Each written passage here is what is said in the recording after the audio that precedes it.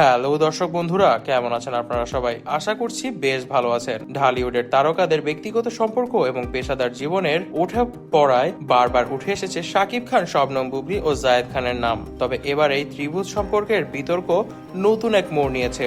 শাকিব খানের বিরুদ্ধে বুবলিকে অপমান করার অভিযোগ তুলে তার সঙ্গে সরাসরি সংঘাতে জড়িয়েছেন জায়েদ খান। সম্প্রতি জানা গিয়েছে শাকিব খান এক ব্যক্তিগত কথোপকথনে বুবলিকে নিয়ে কটু কথা বলেছেন এবং তাকে অপমান করেছেন। বিভিন্ন সূত্র বলছে শাকিব খান নাকি বুবলিকে অপমান করে এমন কিছু কথা বলেন যা শুনে বুবলি মানসিকভাবে ভেঙে পড়েন। এই ঘটনায় বুবলির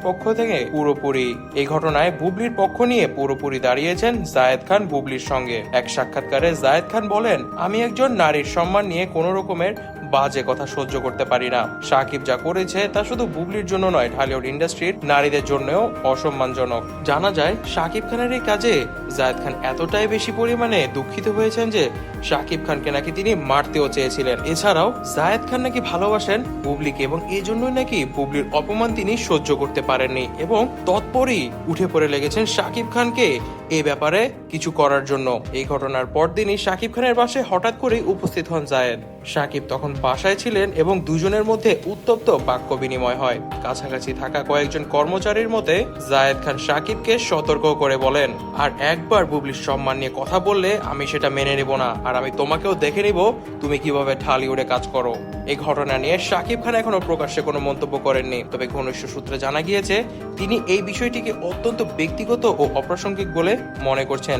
তিনি মনে করছেন জায়েদ কিসের জন্য আমাদের মধ্যে কথা বলবে, ওকে এই অধিকার দিয়েছে কে?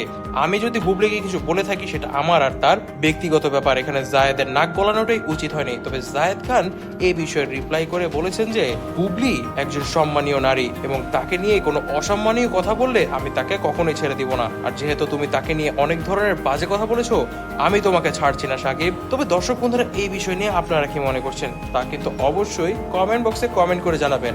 আপনারা কি জায়েদের পক্ষে নাকি শাকিবের পক্ষে, এটিও কিন্তু অবশ্যই জানাবেন। যারা চ্যানেলটিকে সাবস্ক্রাইব করেননি তারা কিন্তু অবশ্যই সাবস্ক্রাইব করে দিবেন। আশা করছি আপনাদের কাছে আমাদের নিউজগুলো ভালো লেগেছে। তবে দর্শক বন্ধুরা, আজ এ পর্যন্ত। ভিডিওটি ভালো লেগে থাকলে লাইক করে দিবেন, কমেন্ট করে দিবেন, শেয়ার করে দিবেন বেশি বেশি। ধন্যবাদ।